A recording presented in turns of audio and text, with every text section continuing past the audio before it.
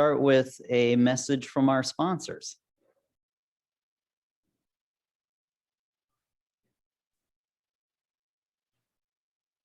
Peer research is the standard of excellence for the deep foundation and earth retention industries. Our QuickLock Peer Wheel and QuickLock Peer Boot one-piece designs are produced with non-corrosive plastic and install in seconds. Our unique QuickLock Unibar centralizers center the rebar tendons in erosion control, auger cast, or micropile applications. All of our products are proudly made in America.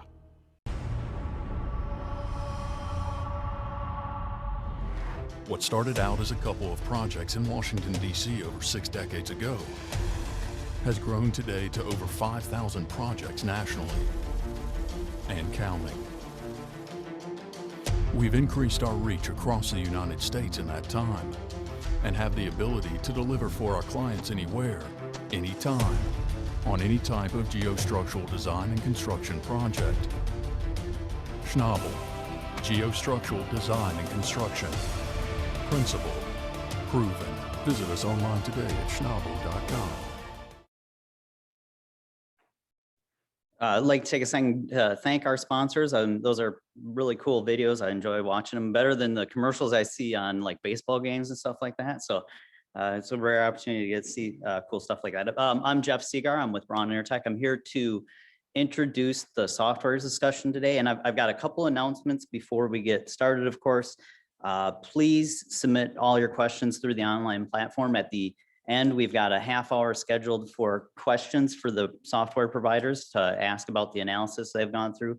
And then if you're on the platform, please notice that there is one on-demand presentation. I don't think we made an announcement about that previously, so we'd like to get that out there just so you get a chance to look at that. As I note in the intro here, we took a project that was given to us because we're always looking for interesting projects to use for the software presentation here. If you have a project, that you think, hey, this would be great to do for the software presentation, reach out to any one of us. We're always happy to get suggestions. So with that, I'll move into the software discussion. Again, that's me, I'm Jeff. Control, there we go. Okay, so the software problem for this year uses the geometry and resistance from a paper by Robert Thompson, Jeff Hill, and Eric Lohr. It's a value engineering of driven H piles for slope stability on the Missouri River. And we've taken the geometry, but we've modified pretty much everything else. So the soil parameters we've changed the water levels, we've changed the permeability. And if you caught Ben's presentation right before the break, last year we were focused on the structural element in the slope and getting into that. This year we still have a structural element in the slope, but we wanted to more focus on the impacts of changing groundwater to that whole system. So this is a picture of the actual site conditions. And the task was for this project to add another row of railroad tracks between the existing tracks, which you can kind of vaguely make out beyond the drill rig there, and the river. And so I'm going to flip you around. This picture is now looking northward, which is the same direction as the cross section that we're going to be talking about all day. So these two have the same orientation. This cross section that you see here on the screen is the cross section from the original paper. So the factors of safety that you see there are for the original paper with the original soil layers. I wanted to give you an overall view of the geometry and stuff. The original project found that there were failure planes in front of the piles, and that's this blue line here, that were less than their desired factor of safety. And they found that there was a rapid drawdown case that had a factor of safety of 0.6. And in the original paper, they were going to armor the slope and to improve both of those. But this gives you an overall view. The river elevation is at 498 feet. In our analysis, we'll be doing a rapid drawdown case back down to that elevation. I'll explain that here in a second coming up. So this is the instructions that we gave to the software providers. We'll analyze that station that we just saw in the picture for rapid drawdown from a high water of 510 feet down to that 498 feet. So 12 feet of drawdown over a 2-week time frame. And for simplicity, we just said use the 12 by 53s at 3 foot on center that the original paper used in their value engineering design. And we said use, and Dr. Laura said, well, if you want to, just use the resistances that we provided in the chart in that paper. And then we just said, what we want you to do is identify your solution, identify areas of concern, problems to explore further, but we didn't specifically say, hey, come up with a fix to that rapid drawdown case. Or we didn't task the providers with, creating the world out of this, right? We just wanted to have them identify it, have them show us how they attack the problem.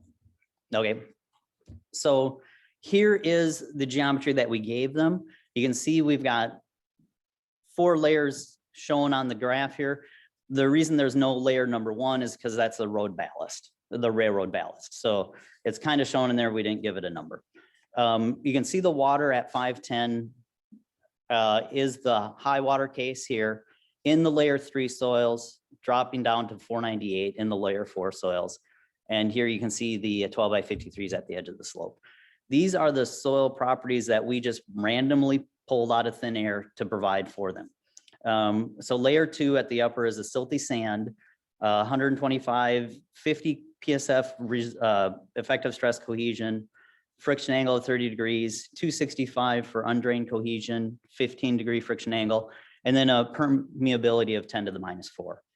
Below that, we have a silty sand, similar in the drained case. In the undrained case, 340 cohesion, 15 friction angle, similar hydraulic permeability.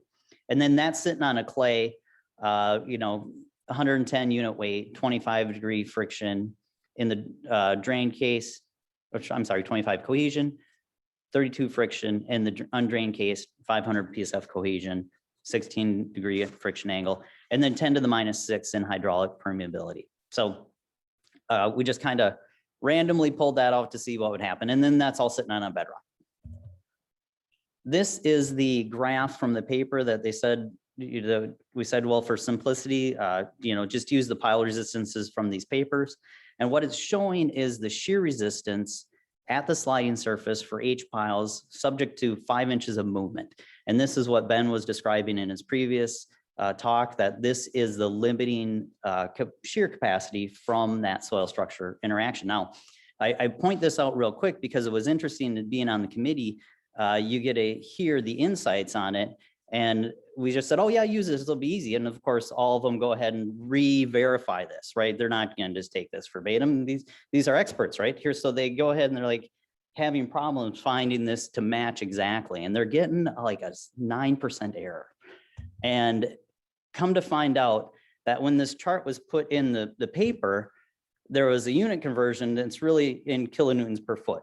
And since the pile spacing is at 3 foot on center and a meter is 3.2, there's your 9% error. And so they figured that out, and it's interesting. And so for that, I say the real takeaway for me from these demonstrations has been, pay attention to the process and steps, because really that's where you're going to find a lot of the insights here. So, here's what we've got. We've got Jeff Lamb, who's sitting next to me here, and Sina, Dr. Sina Javant Hostel from Rock Science. They'll be presenting live. We've got Dr. Gregory from Gregory Geotechnical and Oklahoma State University. He will be presenting remotely. And then Dr. Murray Fredland has recorded a video presentation, but Dr. Mohammed Siddiqui will be online to answer questions. So we've got it all covered. Ask your questions into the chat, and everybody will be able to provide you. And I think we start with Jeff.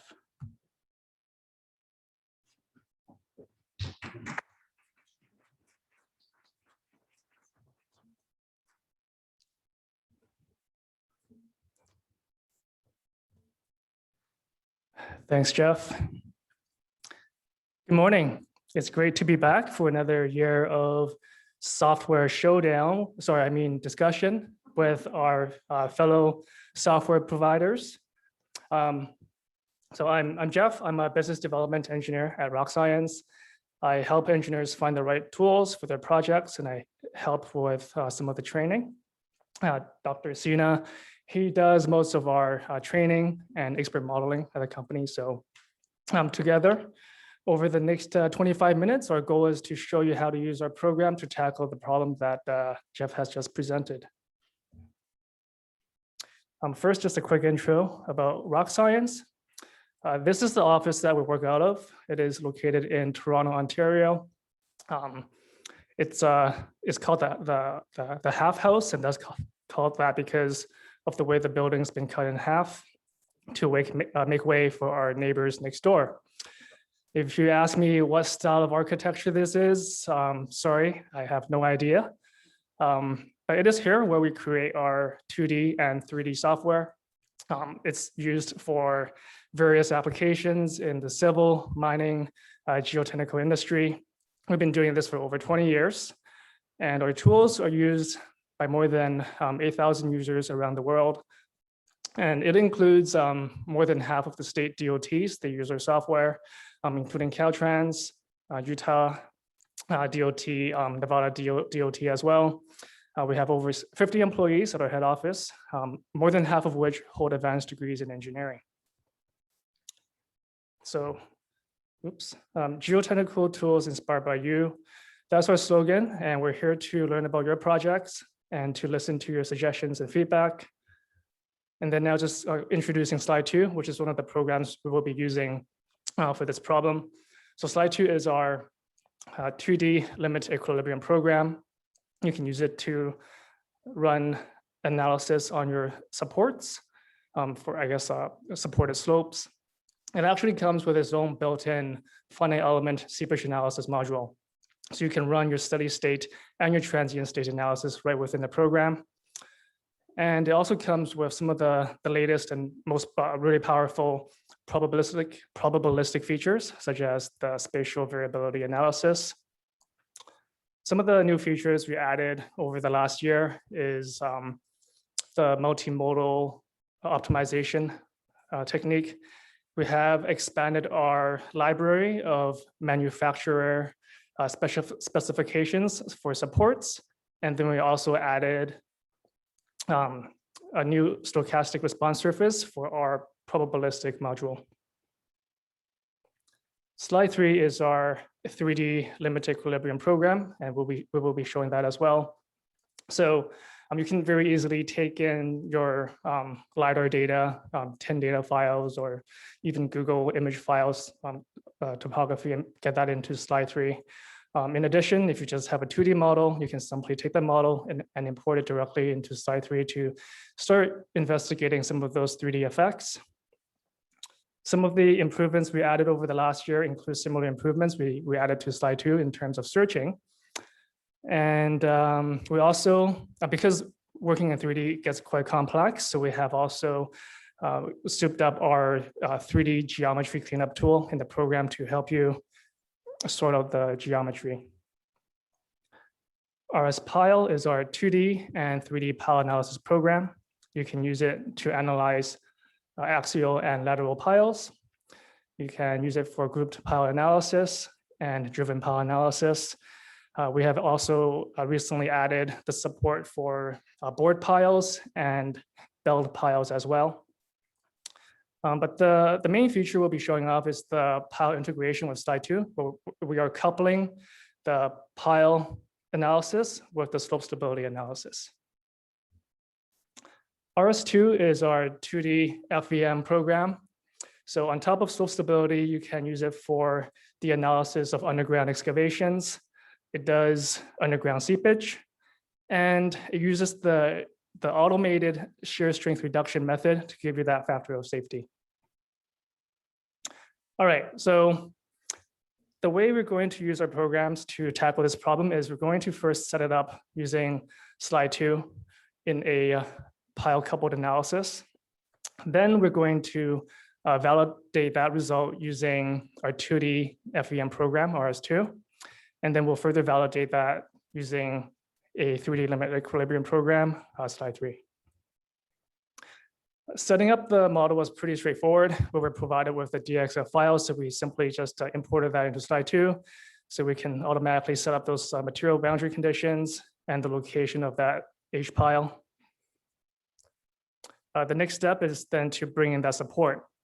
So we offer you a variety of support options. In this case, because we were given that power resistance envelope, you have the option of just directly bringing that in under user-defined support. And you just copy and paste it into this table here to have that support set up in slide. Now, what we did instead is we actually ran our own custom or soil structure interaction model where we coupled it with RS Pile. And that is where that feature comes in handy. So you can create that custom power resistance envelope based on the parameters you have in slide. So you can take into account the slope batter angle and the soil displacement that you are allowing. Within RS Pile, we simply went into our library of different support types and we pulled up the HP 12 by 53 and got all of the geometry and parameters in there. So the pro tip is that this coupling feature is very nice because if you ever have to update the location of the pile, for example, or you want to add another one, you can just simply plonk it into slide 2. And based on the new soil profile, you would get a new power resistance envelope right away without having to go through any tedious process. So if you have these programs and you're not aware of it, please go ahead and use that.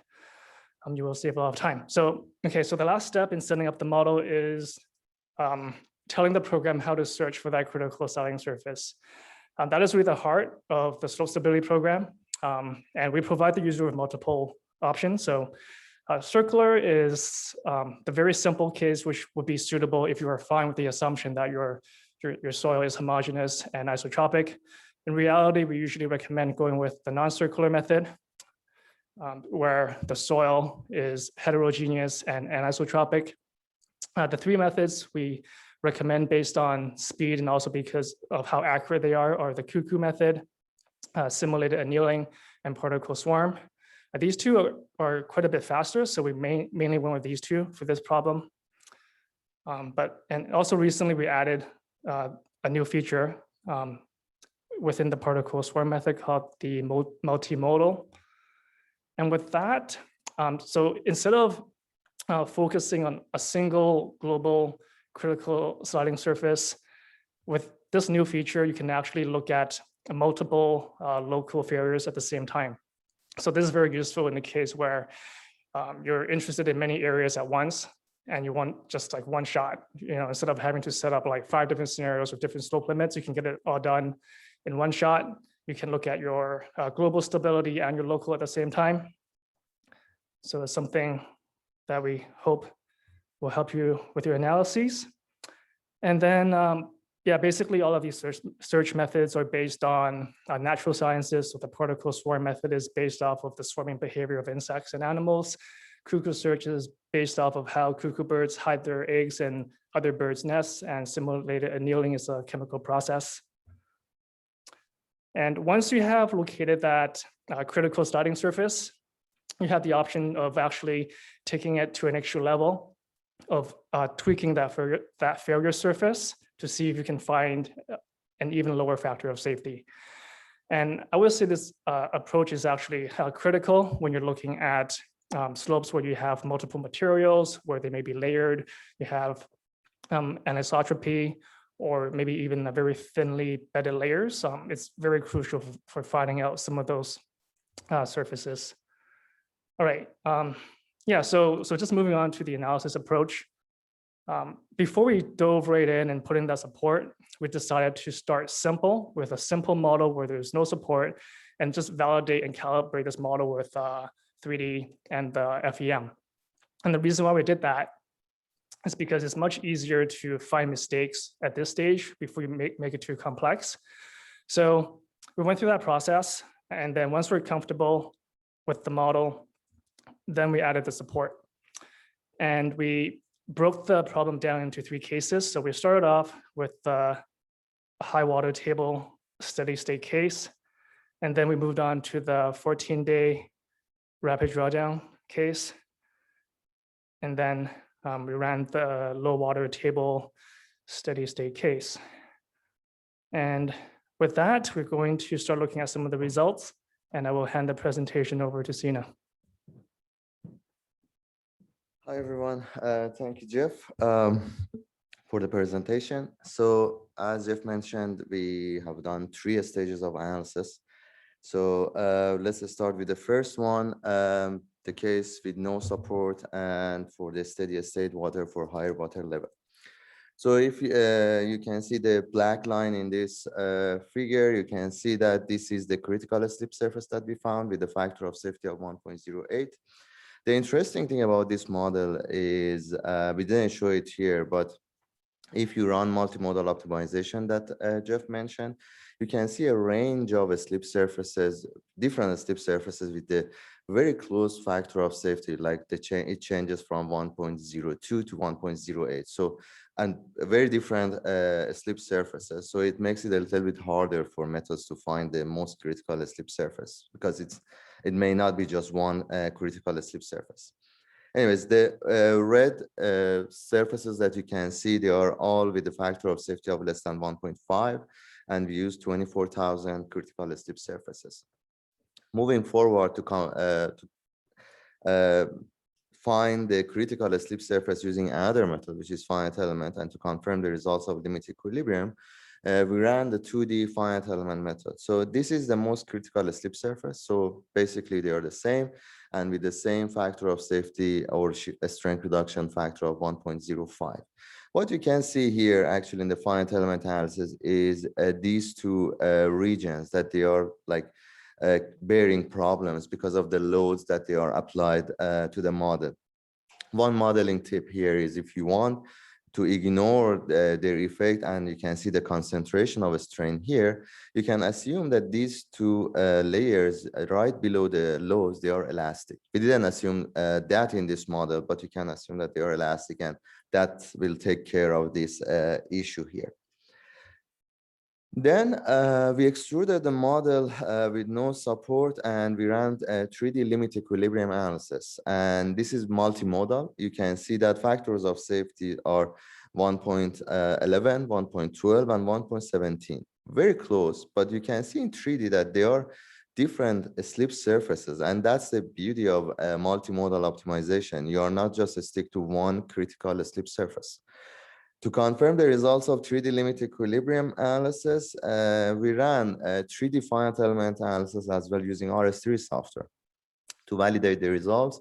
And you can see that the shape of failure surface is very similar to slide 3, and factor of safety is 1.13. So this step confirms the results of 2D and 3D. And if you go on to look at them all in one table, you can see that limit equilibrium 1.08, 2D, finite element 1.05, and a slide 3 1.11, which you expect. You don't expect to see a huge difference between 3D and 2D analysis here because it's just extruded model. Basically, it's 2D with several sections, but it's a slightly higher, which makes sense. But you can see all of them are less than the target factor of safety of 1.5. So for this case, we added the support. You can see that this is coming from RSPile, and you can see the shear envelope here, which is not constant and is coming from the other software.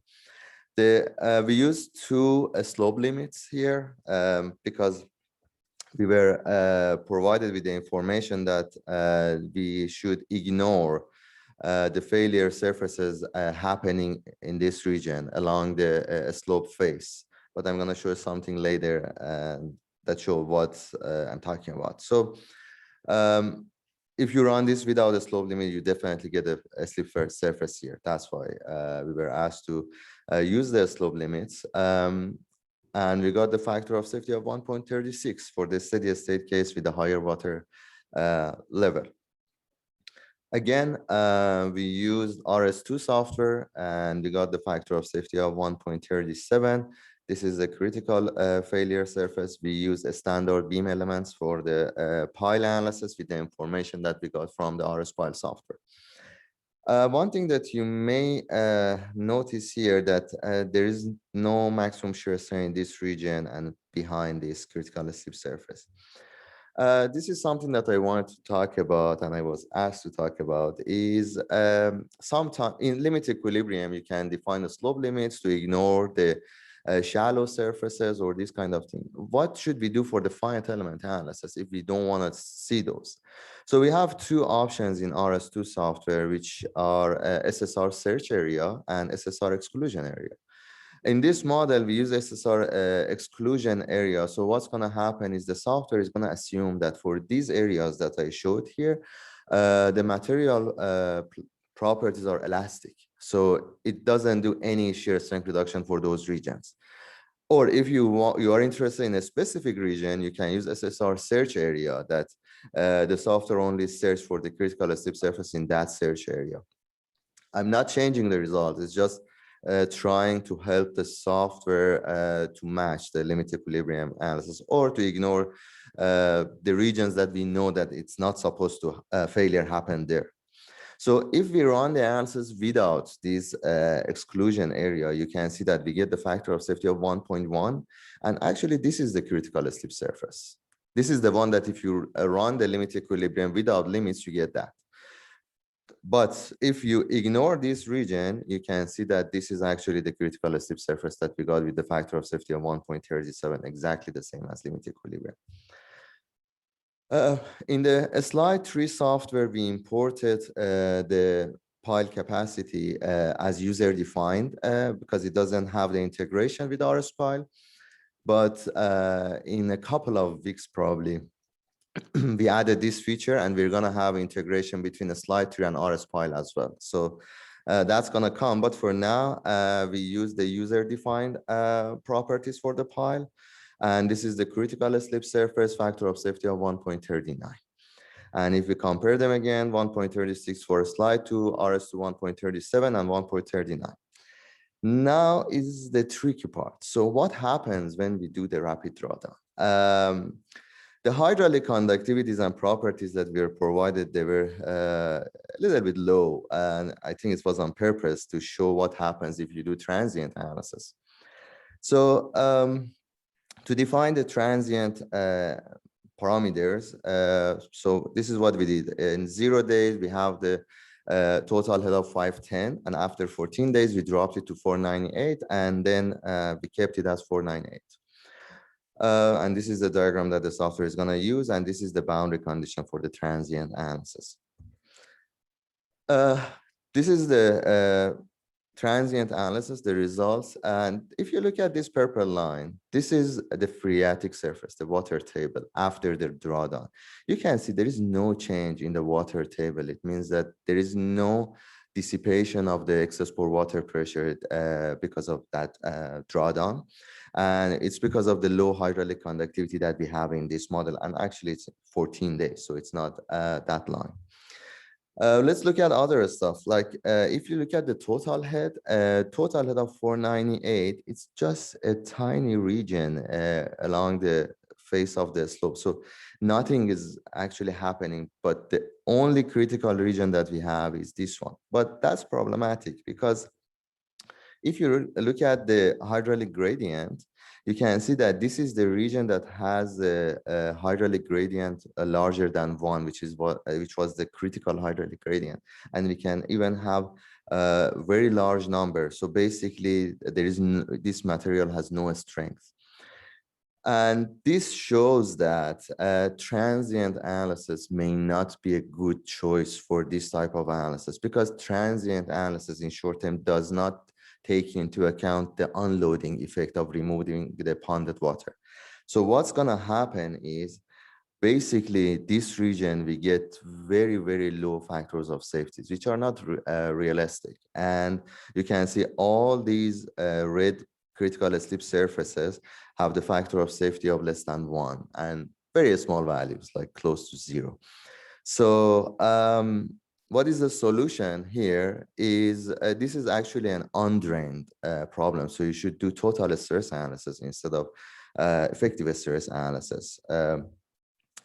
So We went ahead and used the rapid drawdown analysis options in the slide software. We used Duncan Wright method, which uses total stress R envelope, or you can use KC equal to 1 envelope. We use the R envelope, and Dr. Gregory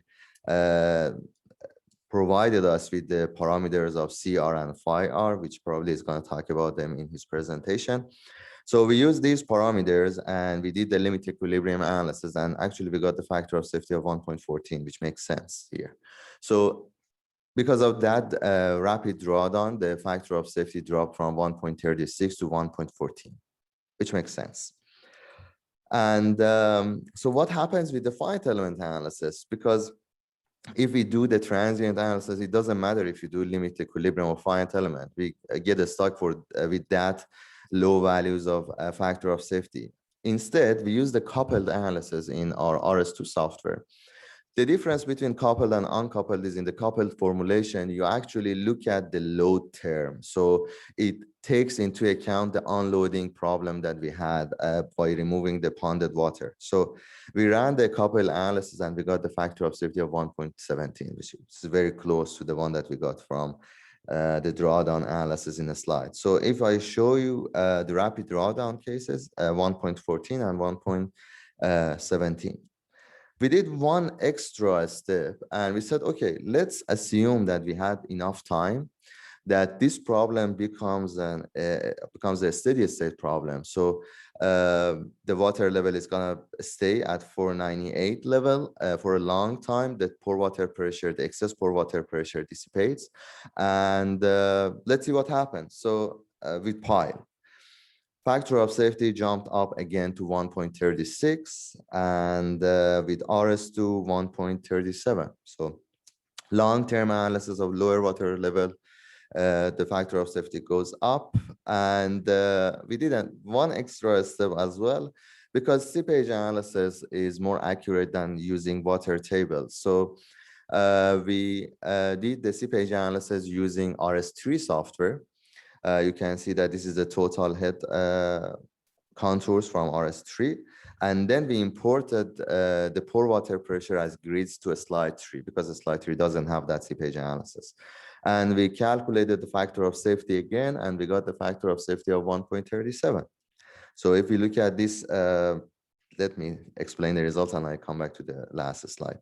So if we look at the factors of safety again for the lower water level, you can see that they match perfectly fine. One other modeling tip, because I think we are here for these type of tips.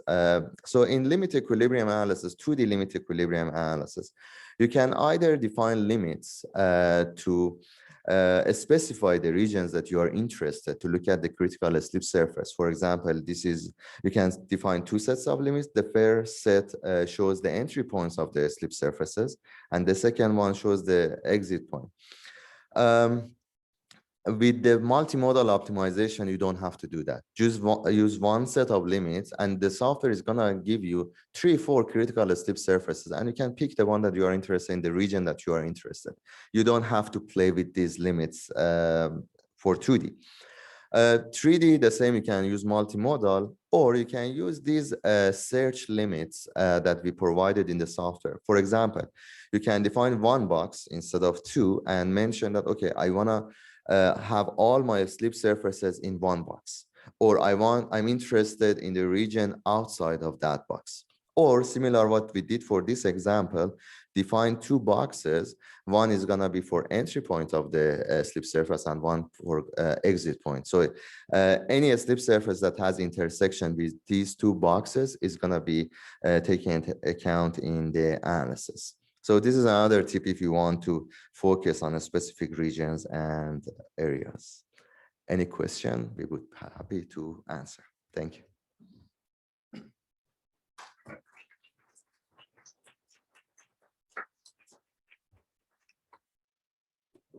And so we're going to do a question and answer session at the end. So we're going to jump now to Dr. Gregory from Gregory Geotechnical.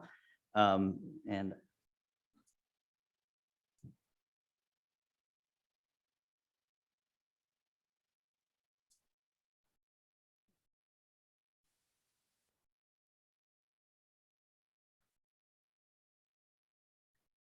We've got him. Gary, you're good to go.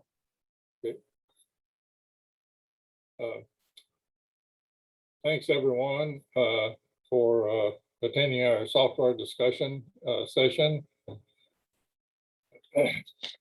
My presentation is going to be focusing on the rapid drawdown analysis, three-stage rapid drawdown, using limit equilibrium methods.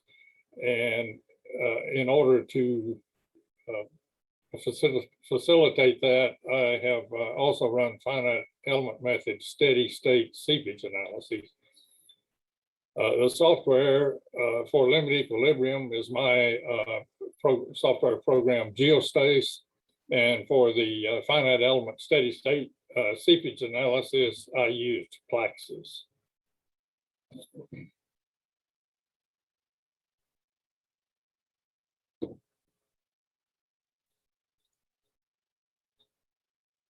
All right. So for the limit equilibrium analysis, I used a circular search with steady state conditions for verification. In other words, I wanted to see if I achieved a similar factor of safety as was included in the original paper. And that was with a low water condition at the steady state low water level of 498. Then I did a three-stage rapid drawdown using Duncan, Wright, and Wong methods, and using a circular search with horizontal water sources that were presented in the information given to us. Then I performed the three-stage rapid drawdown again with a circular search, but with water surface from the finite element analysis, which is somewhat lower back into the slope. I then performed a three-stage rapid drawdown with a non-circular ZRS auto search.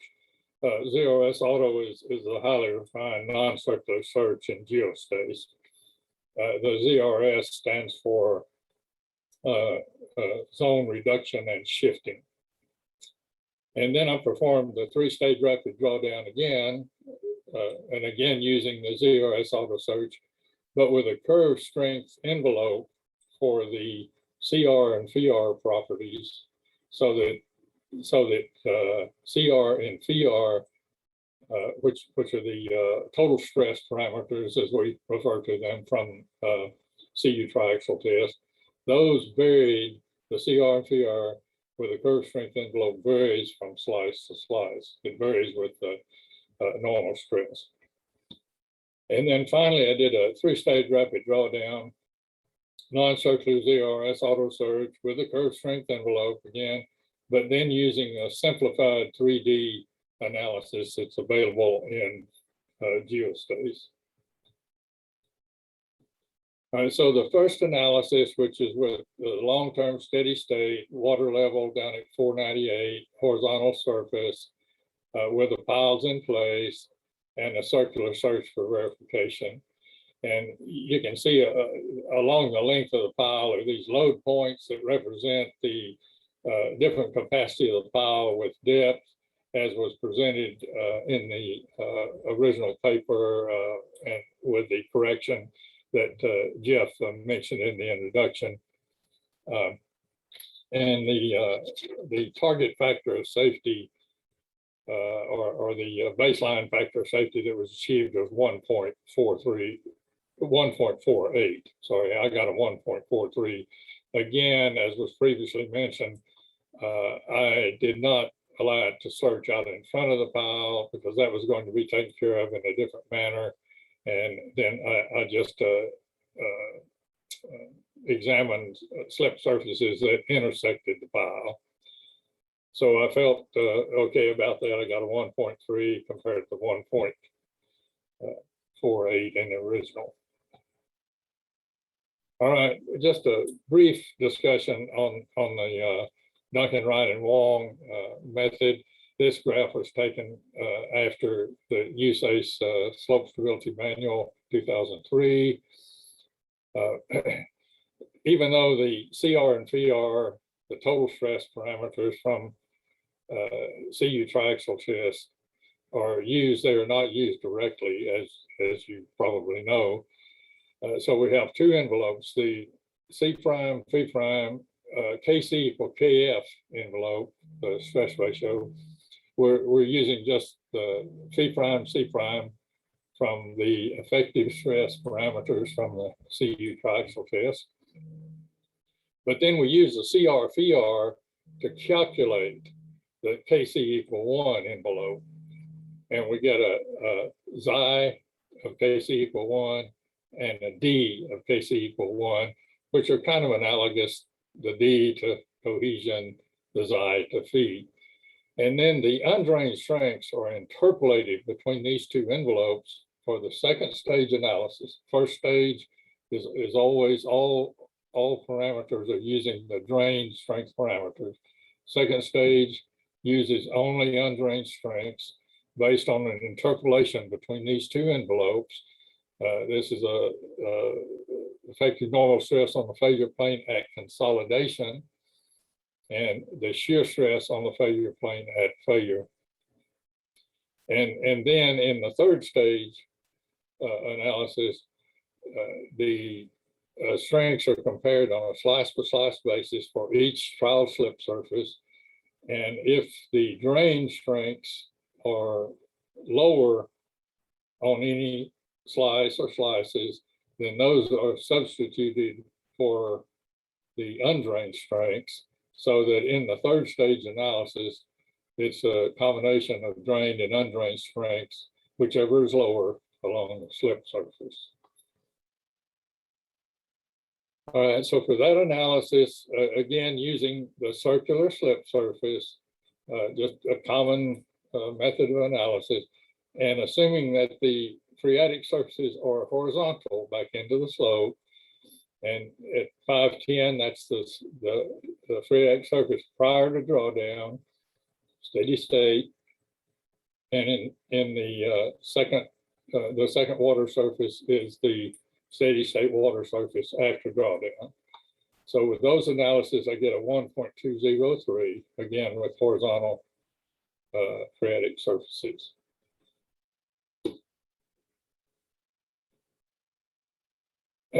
All right, the difficulty in using the high water steady state, it's steady state in the Duncan, Wright, and Wong procedure that for the high water and the low water surface before and after drawdown. However, for a dam or some long-term water impounding structure, the steady state water level is pretty easy to determine at the face of slope.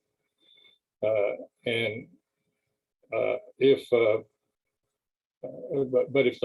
the facility is a intermittently hydraulically loaded slope, such as our river slope in this case, and it'd be the same for levees that aren't holding back water except on an intermittent basis, then it's more difficult to determine what do we use for a high water phreatic surface to use in these analyses. So I have a method, that I've developed. It's called the truncated hydrograph method for estimating the steady state high water level on the face of the slope. And then the data from this truncated hydrograph can be used in the seepage analysis to determine the shape and elevations of phreatic surface within the slope. So this truncated hydrograph method is illustrated in this slide, and it's an example only. Since we were instructed to use the 510 as a high water surface, if we were approaching a real problem, we need to come to that surface in some rational manner. So if we had, unfortunately, we did not have the hydrograph for the flood stage on the river for our use. So I've got this hypothetical flood stage hydrograph. Starts out down here at the 498 on the low normal water level in the river. And I assumed that it rose to 516 at the peak and then fell off back down to 498. So at the peak, we have a height of the hydrograph that I call H.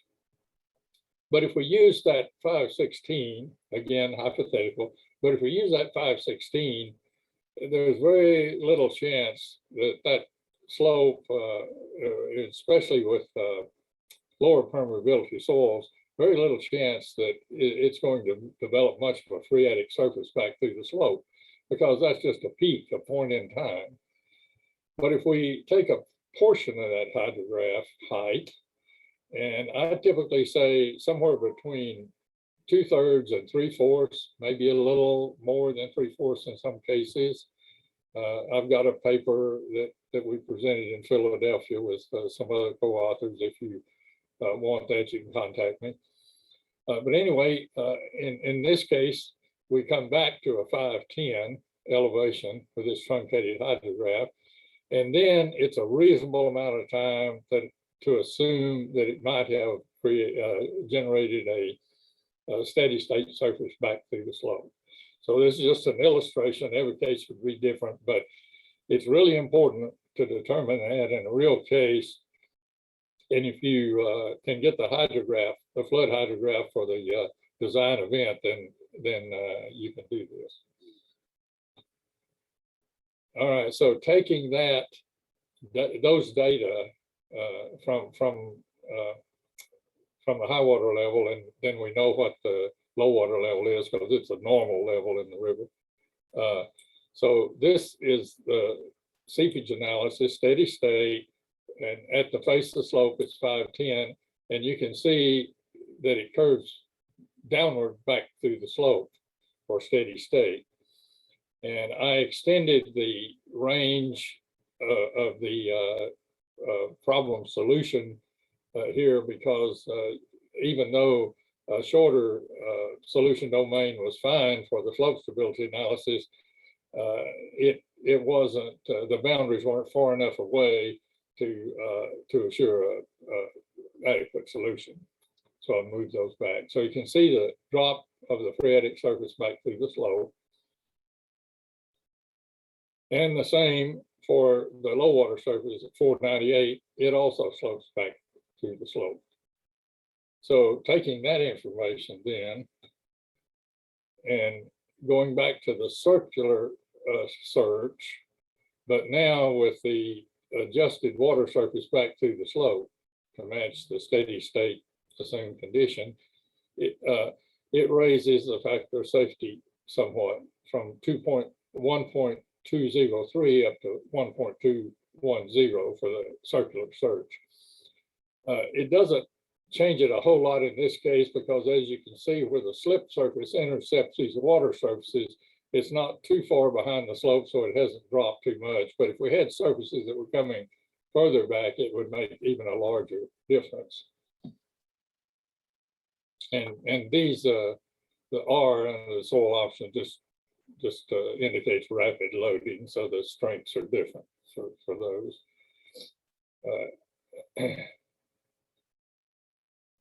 All right, so same thing, but now using the ZRS auto search again, and now the factor of safety drops down to 1.80.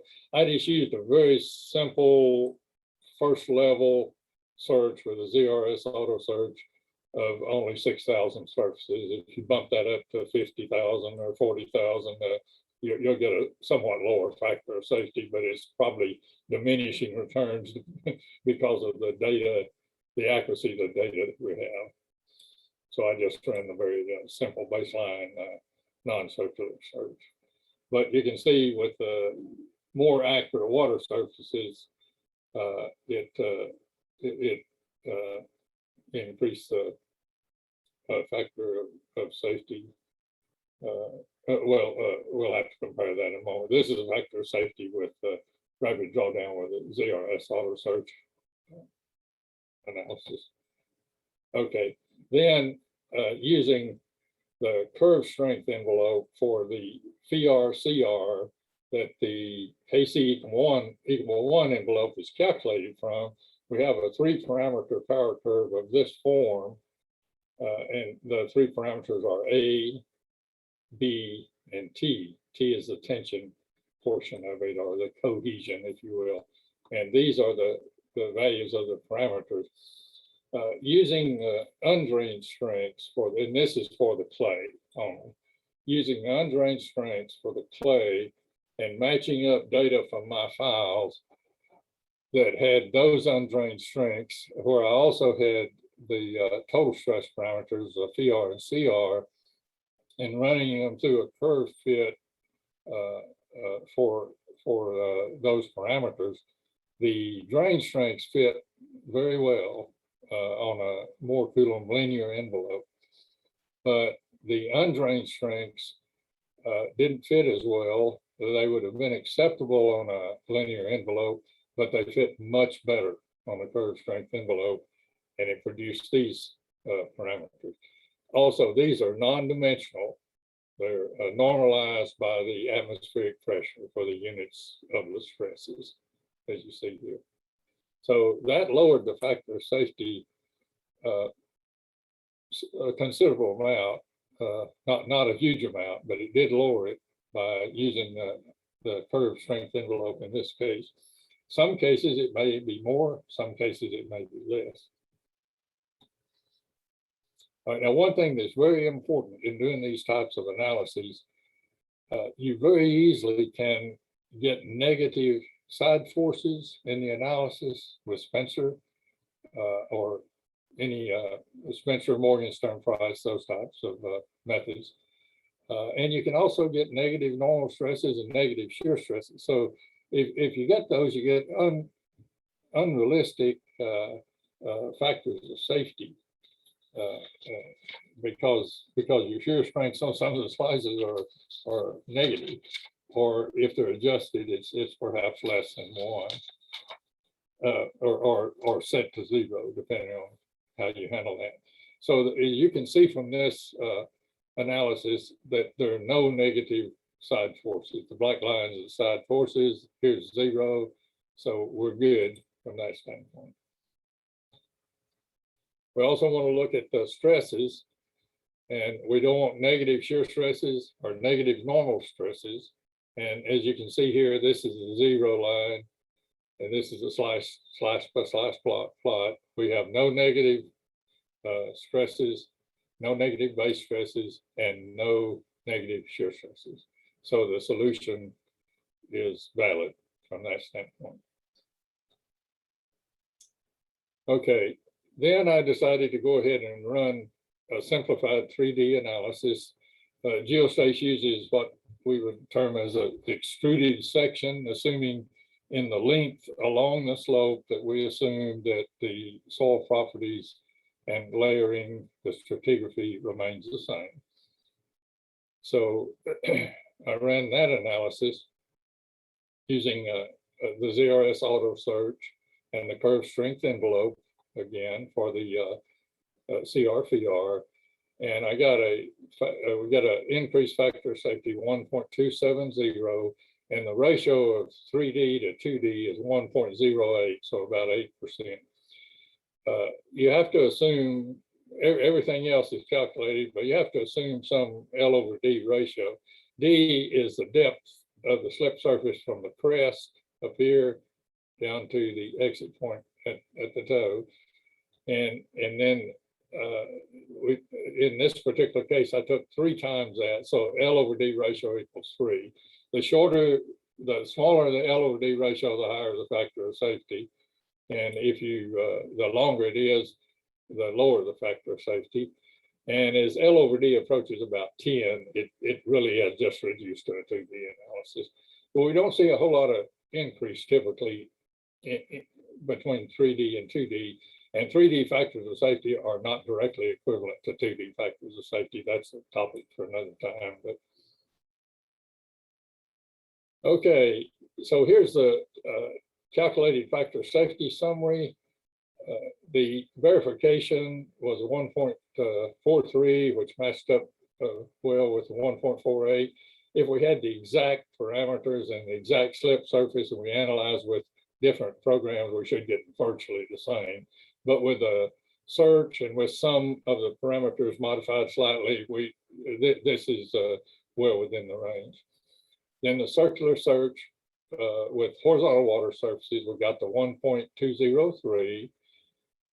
Then the water surfaces from the finite element analysis, which were more accurate and more realistic, we got a little bit of an increase in our factor of safety. Then when we went to the ZRS auto search with linear properties of the soil strengths, we got a somewhat reduced factor of safety because the non-circular surface is more critical, 1.18. And then when we use the curve strength envelope, we got a little bit lower factor of safety, even 1.173. And then with the 3D, we got the 1.270 with the L over D ratio of 3. And I'd like to point out that the calculated factors of safety are expressed to 3 decimals only for comparison among the various analyses, and that does not imply actual accuracy to 3 decimals. In fact, I've heard Mike Duncan say that your credibility is inversely proportional to the number of decimal places in your factor safety calculation. And I think he may have gotten that from Jim Mitchell as well. But anyway, that's for comparison only, not an indication of how accurate these analyses are. And so in summary, the analysis with the water surface configurations within the slope from the finite element method seepage analysis produced a more accurate and somewhat higher factor of safety than a simplified assumption of horizontal surfaces. The Duncan, Wright, and Wong 1990 3-stage rapid drawdown analyses take into account the pore pressures induced by shearing and whether the soils dilate or compress during shearing, because it simulates anisotropic consolidation. This method uses an interpolated undrained shear strength value between the KC=1 and KC=KF envelopes for fine-grained soils. The KC=1 envelopes calculated from CR and PR values from the total stress parameters from CU triaxial test. The KC=KF envelope is the same as the drain strength envelope. The highly refined non-circular ZRS auto search produced a lower factor safety value than the circular search. That's no surprise. The ZRS auto search with curve strength envelope parameters PR and CR using a 3-parameter power curve produced the lowest factor safety value, and the simplified 3D analysis produced a factor safety value approximately 8% higher than the 2D. And there you have it.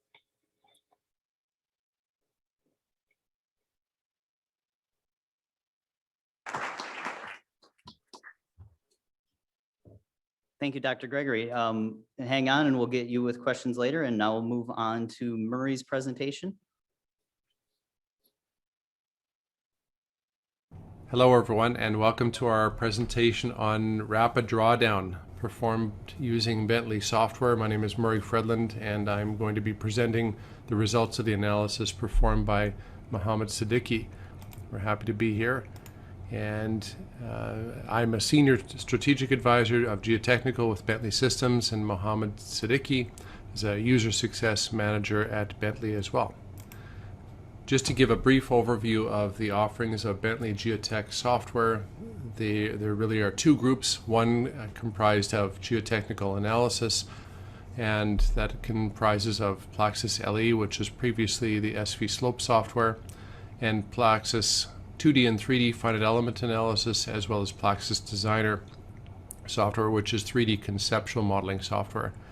There's also the Geotech Information group of software comprised of GINT, Open Ground, and Kinetics, which really handles the management of borehole software. So one of the advantages of the Bentley software suite is the broad offering in terms of wide capabilities that can be brought to bear for analyzing problems. Really, I'd like to talk just a brief moment about the integrated geotech workflow at Bentley here. Most geotechnical problems bring together a wide variety of information from various sources that have to be brought together to actually create a geotech model. For example, you might have the engineering structure itself, MicroStation, that is made in MicroStation or OpenSite. You want to bring that together with context capture, which is a detailed view of the topology. Then there's the boreholes that may have to be brought in, the subsurface information, as well as ongoing field data for operations from a company like Sensometrics. Then there's also laboratory data that has to be brought in, and the workflow that's useful in the Bentley software is bringing this stuff through Plaxis Designer and integrating it all in 3 dimensions, and then you can choose your 2D or 3D analysis. And this workflow has been very helpful in giving you a broad view of the overall site in 3D, and then allowing the engineer to pick which analysis scenario or methodology they would like to use in a particular scenario. So what we're going to talk about today, we'll just go through a little bit of the uncertainty and variability aspects of the problem posed at hand. It's a very interesting problem. Then talk a little bit about the rapid drawdown by really 3 different scenarios. There's the 2D, 3D LEM Duncan method. Then there is coupled LEM with seepage FEM, and then there's the pure FEM shear strength reduction method. And just provide a bit of a summary to our results here. We are really focusing on the multi-layer double track with and without the H-pile scenario, and looking at it in 2D and 3D for this analysis scenario. And to just talk through this model, or this posed problem, it's already been presented to us. It's very interesting, but there's a number of modeling issues that are subtle but quite complex in analyzing this scenario. That's why it's a great scenario to pose to the team and to get an idea of how we would normally analyze something like this. There's first the issue of static stability, which can be analyzed in LEM or FEM quite successfully. Then there's the issue of rapid drawdown, which poses a number of curveballs to the analysis. There is when you pull the water table down from upper level to a lower level, really what happens is in clay soils or soils with low permeability, you have a buildup of pore water pressures in the slope that can accentuate stability issues. You also have, as shown in the figure here, removal of the water load against the slope. And then you have the eventual transient lowering of the water table. And as well, you can have a potential failure surface where you can have dilation or compression along the failure surface and pore water pressure change due to the shear along the surface.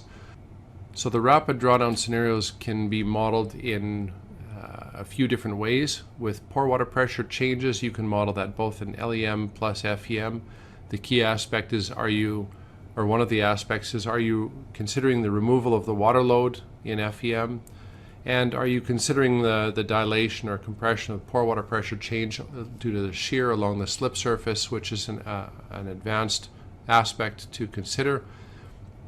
And most important, does all that make a difference? If we add the complexity, does it make a difference? So let's look through that a little bit. So to talk through this modeling, it's good to have a little discussion about uncertainty, because we can have several people attack the problem in different ways with different software packages, and there's an obvious question of why don't we all get exactly the same answer?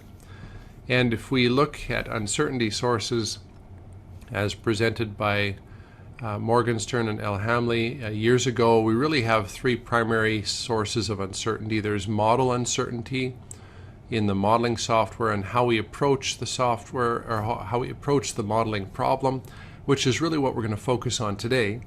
Then there is parameter uncertainty, which we've tried to eliminate in this by all starting with the same modeling parameters. Then there's the human uncertainty of how the human approaches and sets up the model, and we've tried to eliminate that today here by having software companies that are all capable and familiar with the software set up the problem. So we're really focusing on modeling uncertainty today. And if we do that, then that brings in yet a number of different aspects to the modeling. There's differences potentially in the software implementation methods. There's difference in using which method in LEM, Spencer, Morgenstern Price, or GLE. What about using circular or non-circular slip surfaces? And what about the method that we use to represent the pile in the analysis. Then how do we represent the pore water pressure change? I mean, we're looking at 3 different methods here: Duncan, FEM combined, and fully coupled. And then there is the difference of FEM analysis versus LEM analysis. So let's try to walk through what each of these imply here.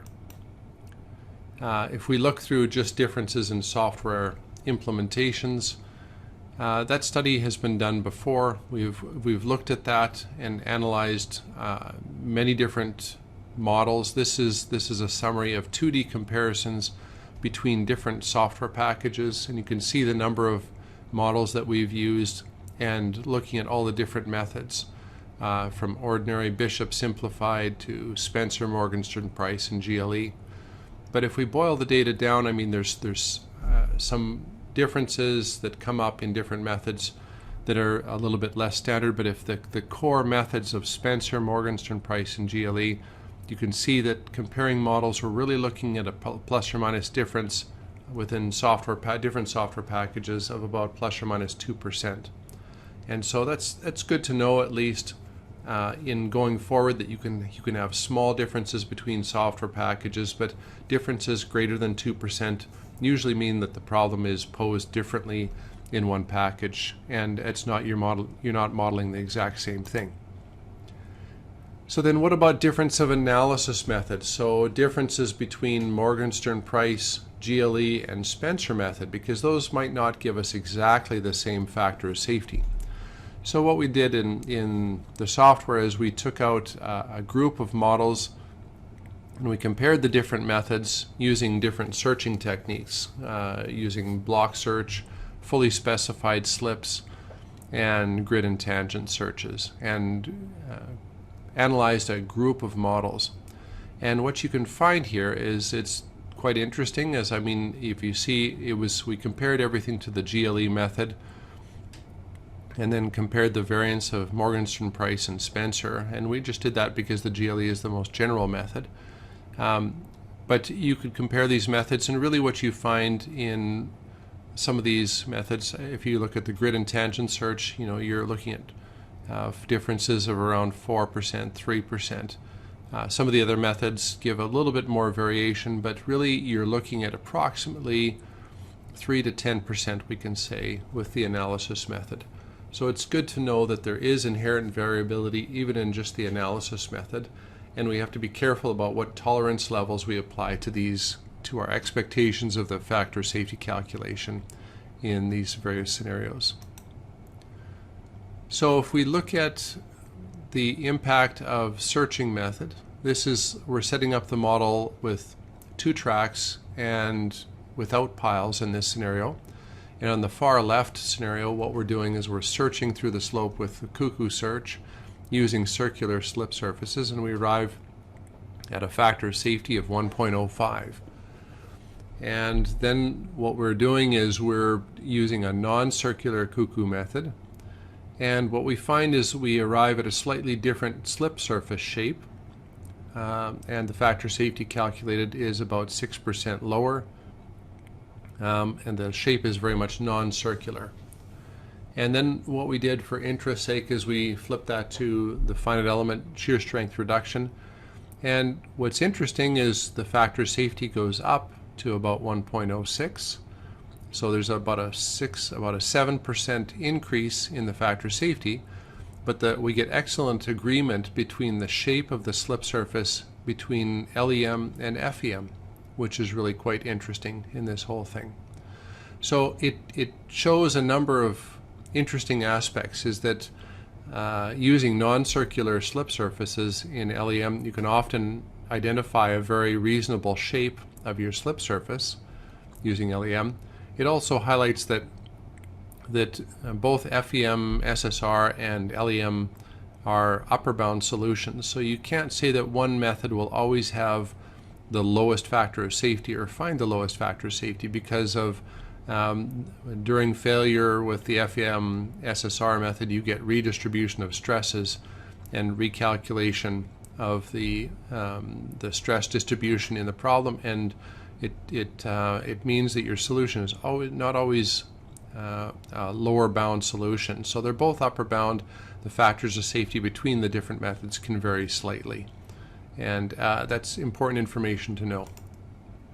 So now if we add piles, in this case we're posing the problem with the pile as specified by the group here, and we get a circular shape with cuckoo searching of factor safety of 1.14. You'll notice that the slip surface goes through the pile, and with non-circular, if we change that, we get a slight improvement in our failure surface and about a 1.2% difference or decrease in our factor safety. Goes from 1.14 to 1.13, very small difference. And what's interesting about this problem, though, we noticed, is that you have if you look through the trial slip surfaces, you have a very similar mechanism that just completely avoids the pile and fails on the downslope or downslope side of the embankment next to the pile, and the factor safety is 1.16, which is only 1.6% difference. So really what you have is two mechanisms that are very close to each other and provide very similar factors of safety.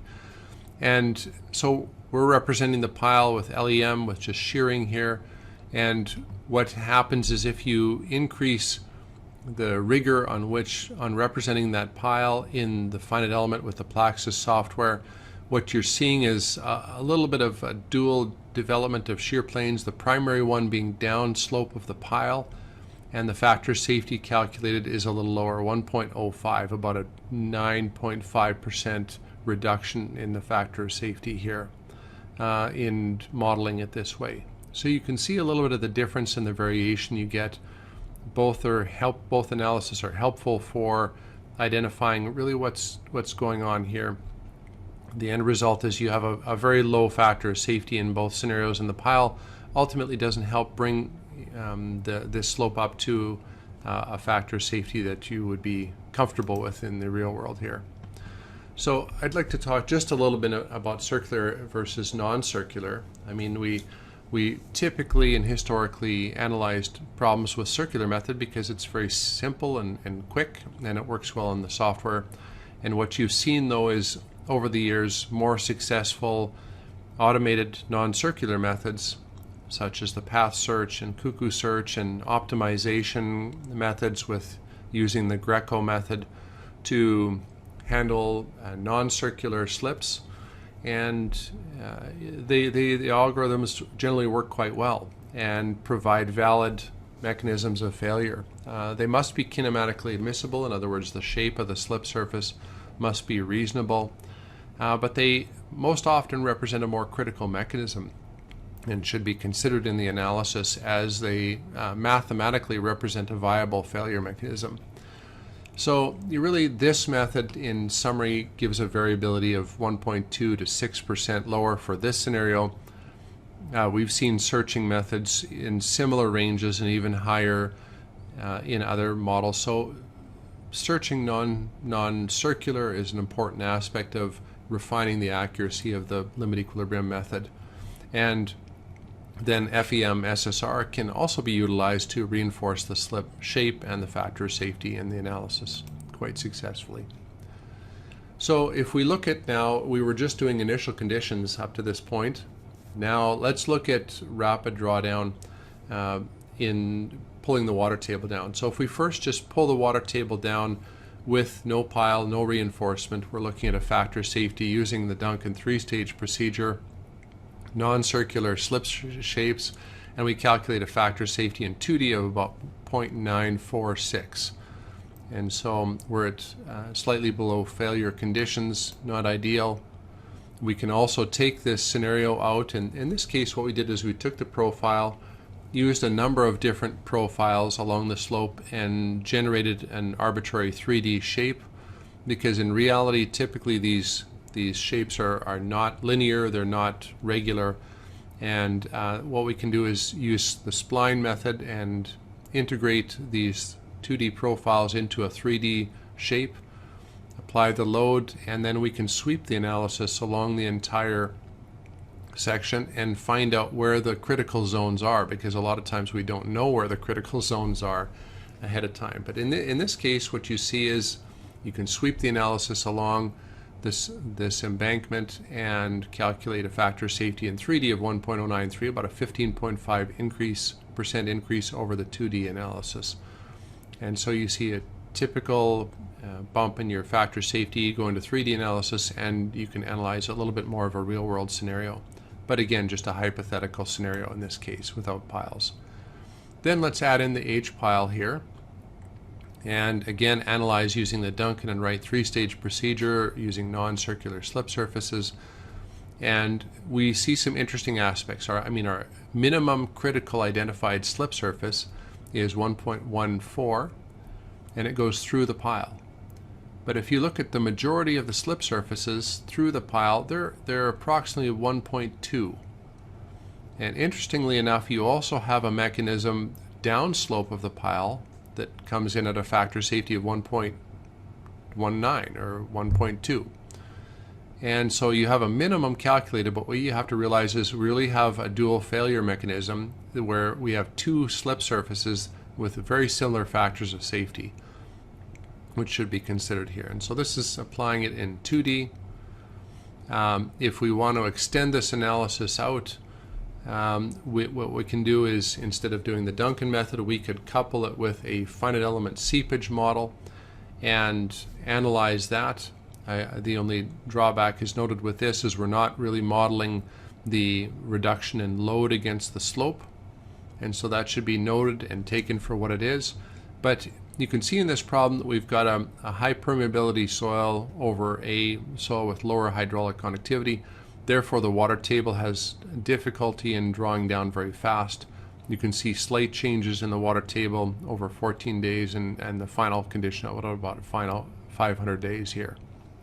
So not a whole lot of difference in pore water pressures with this. And so if you plot and analyze the pore water pressures at initial conditions, then you're up 1.15, 1.3.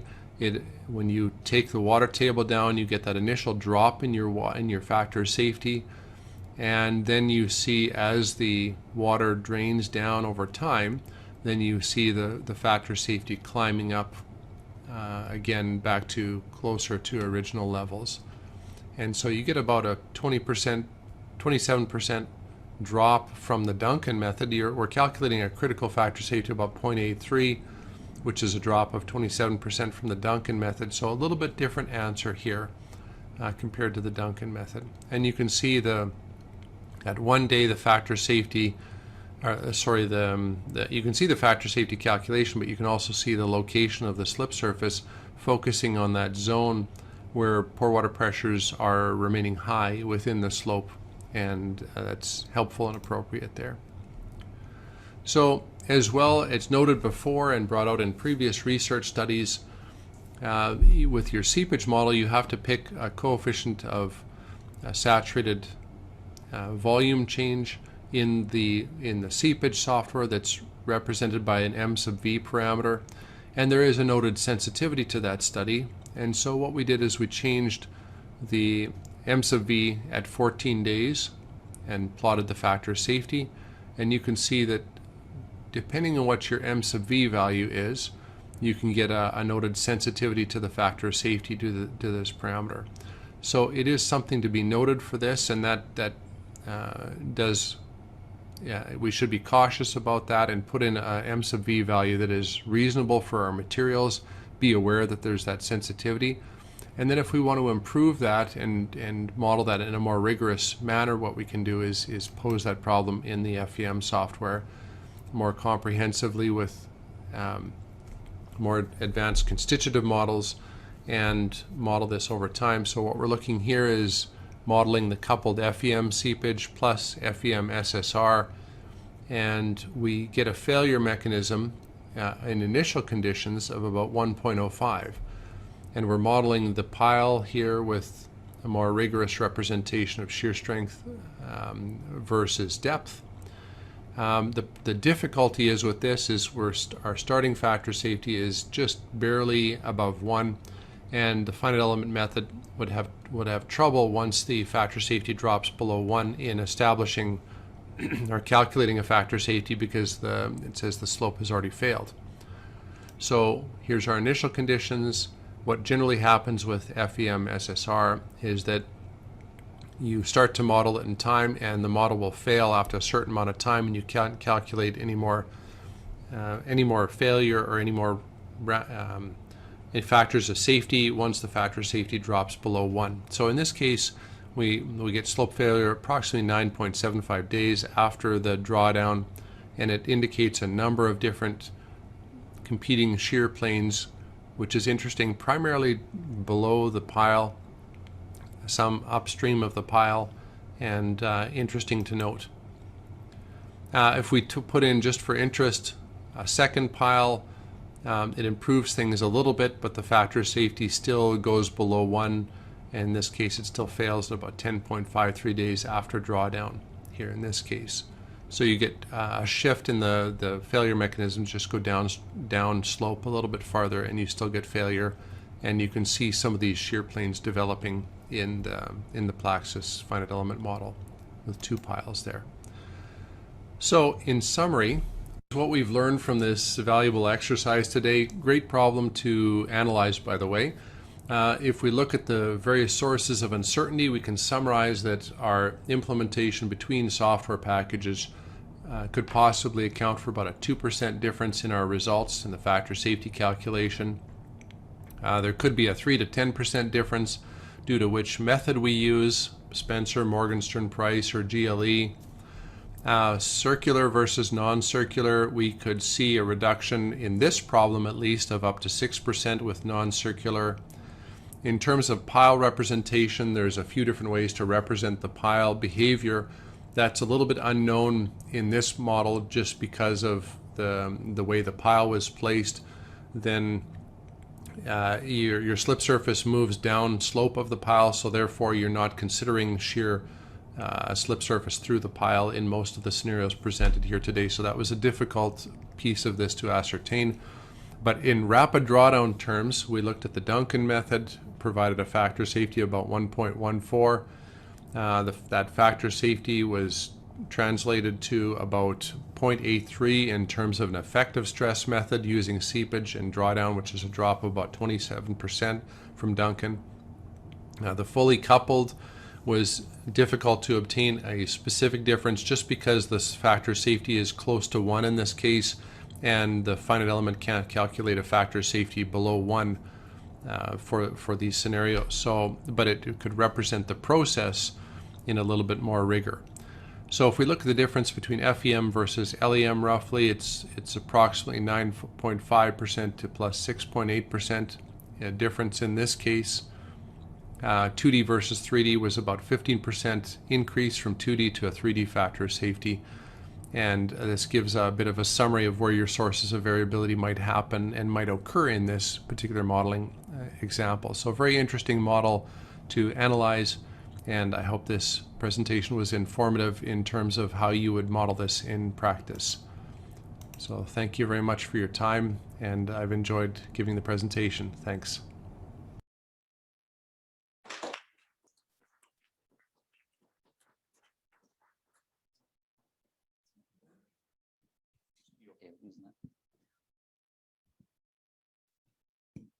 Am I on? Okay.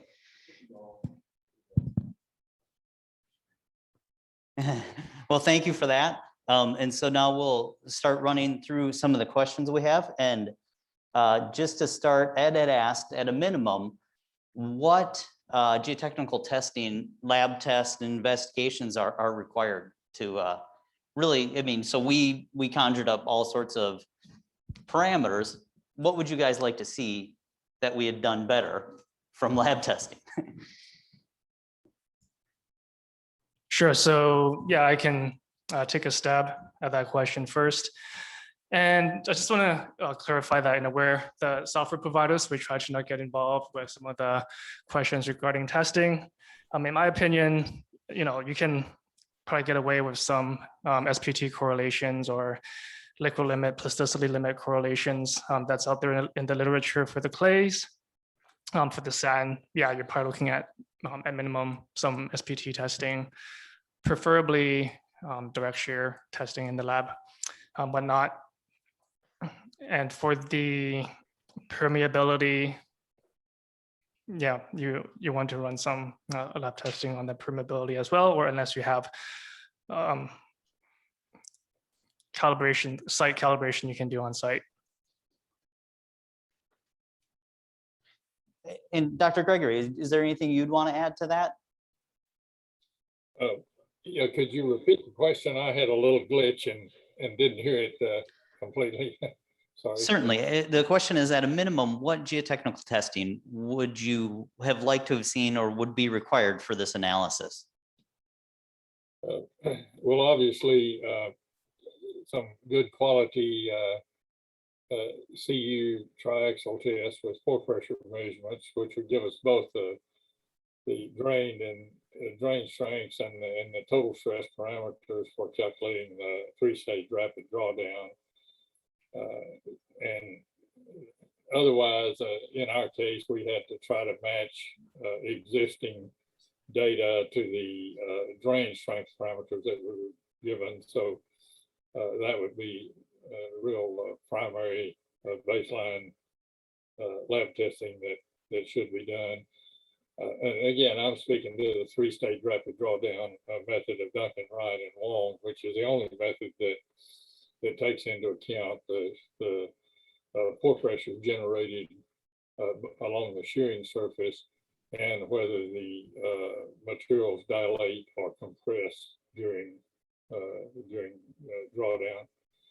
And so I think that'd be really important. The other thing for this case, because we have the intermittently hydraulically loaded slope, it would be real important to have a look at the, as I showed in my presentation, have a look at the flood hydrograph for the project so we could more accurately estimate what the steady state high water level would be.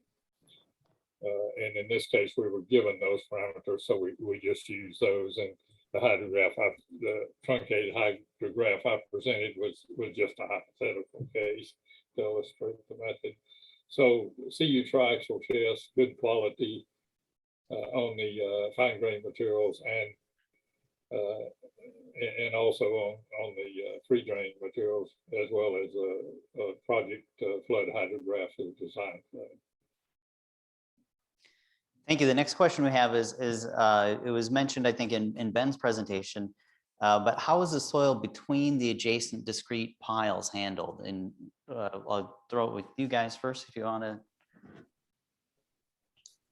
Well, for our analysis, we didn't consider that. We just assumed that the soil is not going to flow through the piles because I think there's a rule where if the piles are spaced, I think 3 times the diameter of it, then you can get away with assuming that you're not going to have flow through. So in limit equilibrium, we don't consider that. In finite element, if you go into 3D, then you can start considering that, but we didn't take it that far. And Siddiqui, did you guys handle any flow between piles or? Yes, I mean, in the Praxis FEM 2D version, we had the capability of embedded beam row, which is a kind of 3D pile in 2D. It can have outer plane direction, the spacings, and it can have all the properties of a pile, and soil can flow around it. But for the LEM, we didn't have that opportunity. So LEM is LEM. I mean, we had a fixed value of resistance. And Dr. Gregory, did you guys, I assume you just average the pile spacing out, like, or did you do something different with the pile flow through the pile question here? No, the same as Jeff mentioned, and with a 3-foot spacing in the outer plane direction, that based on my experience, I don't think that's a concern. Certainly that has to be looked at because there is some limitation to how far apart the piles could be spaced and without having potential flow through the piles. Typically, the smaller diameter or smaller cross section and more of them is more effective from that standpoint than very large piles or drill shafts, that sort of thing, that might have theoretically the same load capacity, but it would be spread so much further apart that the flow through could become a consideration. In a real project, we would take a look at that, but we didn't in this case. So I'll leave you on the hot seat, because the next question, since you said in a real project, we'd look at that. The next question is, how should we handle the finding that the stability surfaces in front of the pile are about the same as the stability surfaces that intersect the pile? That is, if we're running this, what would our next steps be? Where would we proceed? Was that question for me? Yeah, I'll let you take the first stab at it, since you're saying if this was a real problem, I would. Well, the lower factor safety for the slip surfaces in front of the pile would definitely have to be considered. Our understanding was that those were going to be handled in a different manner with slope protection, soil cement, or some type of slope protection or other stabilizing mechanisms in front of the pile. And so obviously, if we're analyzing a real case, we'd have to stabilize the slope to whatever extent was acceptable. Very shallow failures in front of the pile could be handled with slope armoring. Typically, more deeper slip surfaces in front of the pile would indicate that we probably had to have more rows of piles or some other stabilizing mechanism on the slope. But in this case, we were looking at the deeper, more critical surfaces behind or that intercepted the pile for the addition of the railroad track between the existing track and the river. Sina and Jeff, would you want to add anything to that, or? Yeah, just like Gregory said, when we looked at this problem, we decided that downstream of the pile is going to be someone else's problem, and we're only looking at the stability of the track. But if you want to stabilize some of the shallower failures, I guess an option you can use is to put down some sort of filter compatible gravel, maybe with some riprap on top, to just kind of give that area some extra weight and drainage. That's something I think we would start looking at. The other thing that we tried, but we didn't show the results here, is if you add one additional pile on the slope side of the problem, you could actually get factor of safety of 1.5, which is good for design purposes. But since we were told that this is already taken care of, so we ignored that in the presentation. But you can do that too. So put another pile right at the slope to take care of that shallow slip surface. You're correct. As we said in the problem statement, just ignore this area. Now we're coming back and new questions about that. So, the next question is similar to that. Is if there was a slope failure in front of the pile, would that destabilize and lower the factor of safety for the remaining slope? And I guess, Siddiqui, can I get your response on that? About what? Sorry, can I have the question again? Yep, if there was a slope failure in front of the pile, so all these analysis show that we've got a real weak slope in front of the pile. If that drawdown blew that slope out, how would that lower the factor of safety of the remaining slope? Or what do you see as that causing to the upstream slope or the outbound slope? Yeah, although it shows that on the upstream, the factor of safety is good if the failure surface passes through the pile up to that the fast track or second track. But in front of the pile, it is always there is a failure, shallow failure, especially in the Praxis 2D FEM analysis. It shows, and when there is a drawdown, especially when you do the coupled analysis, it shows that to the seepage pressure, it always fails. And that's a local failure, I guess, and that might not, jeopardize the track over there. This is my guess. Mhm. That's it I can say. Dr. Gregory, do you have any comments on that? Yes. To a large extent, it would depend on the client's expectations and requirements.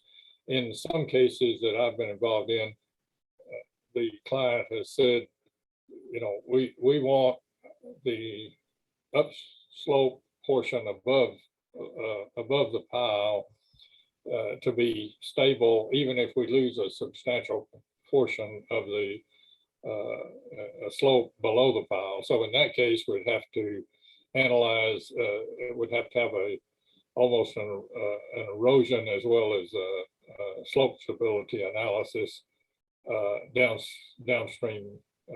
downslope of the pile, and model that surface and design our pile to withstand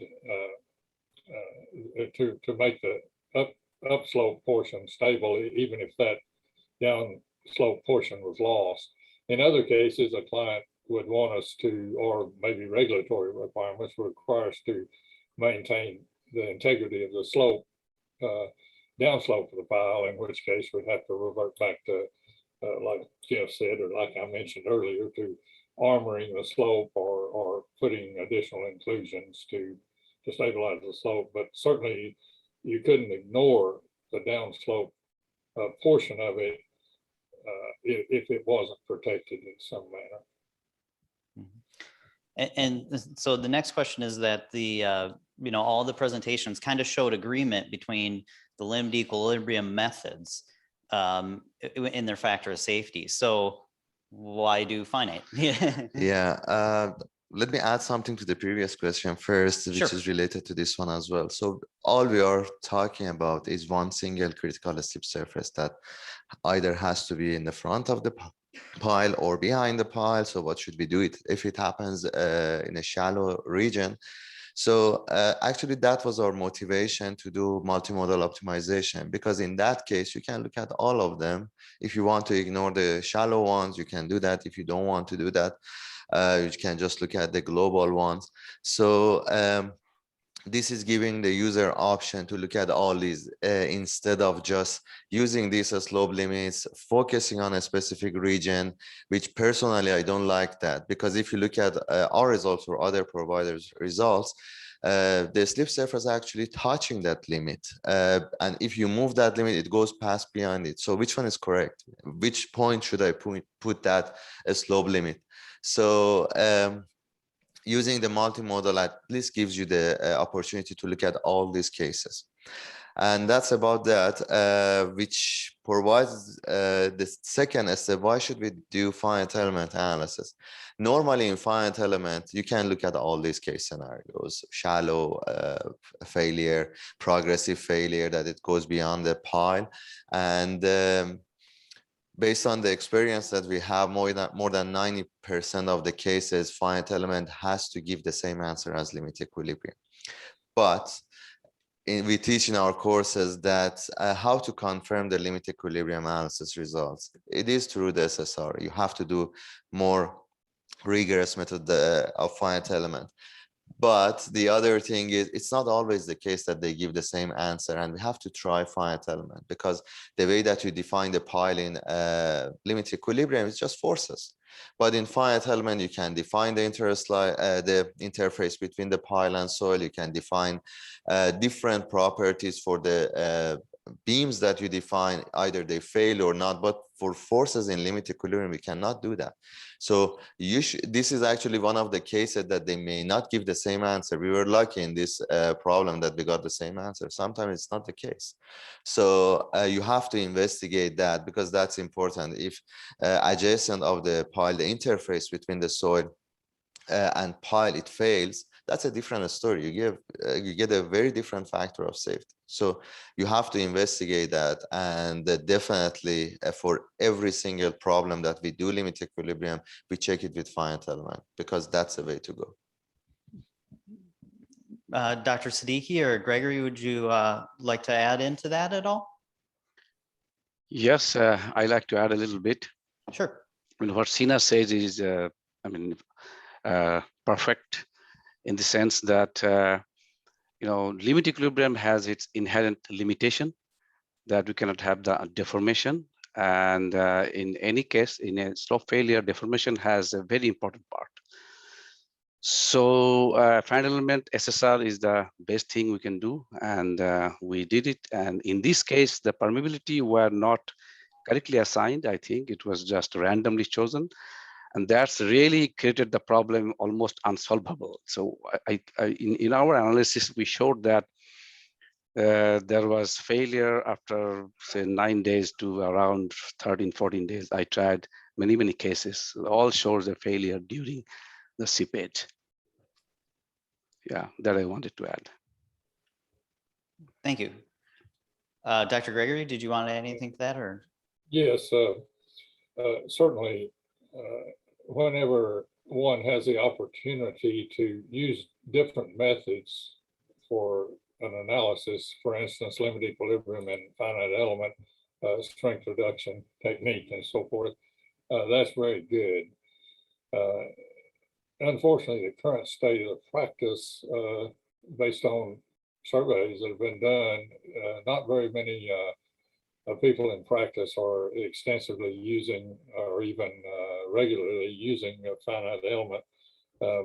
Really no reason why we shouldn't be moving to that, but I would advocate for more than one method of analysis. Also, I would highly advocate for more than, if we're just looking at one type of analysis, whether it's finite element with strength reduction or limit equilibrium, we should use more than one software.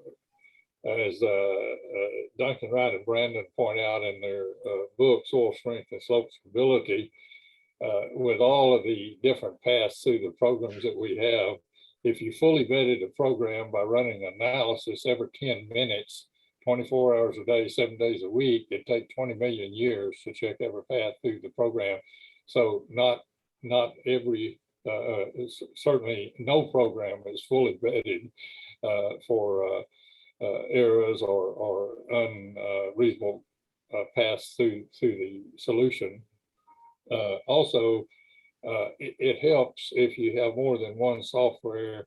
If you get a significantly different factor of safety, it usually means you, in most cases, that you're not analyzing the same problem. Something has not been understood the same way, but between the two analyses, and then we should go back and rectify that, find out why we're getting different factor of safety that's significantly different, and that is facilitated by using more than one software. And if we have that difference, then we should determine why. All right, do we have any more questions? We got maybe time for one more. If somebody has one from the crowd, I can run over to the mic with you.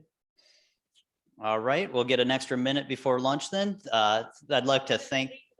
I'm going to take it up for a minute. I just wanted to ask our back end helpers, Jamie, Carol, and Ash Gordon, to come on screen so we could thank you for all your help during the conference.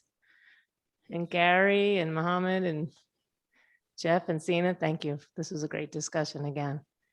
You're welcome. Can we? Maybe they'll come on. There we go. Thank you, Jamie. You've been a great help. Yes, thank you. We couldn't have made it without Jamie. Oh, that's the kind. I'm waiting for Ash and Carol. Here comes Carol. Here they come. Ash is our director of IT and marketing. Great. Jamie is our professional development coordinator. And Carol Planitzer, who hopefully will come on. Here she is. She is Mary Ellen's assistant. So I know we're waving and you can't see us, but thank you guys. And you only have a little more to go. All right, everyone enjoy your lunch. Thank you.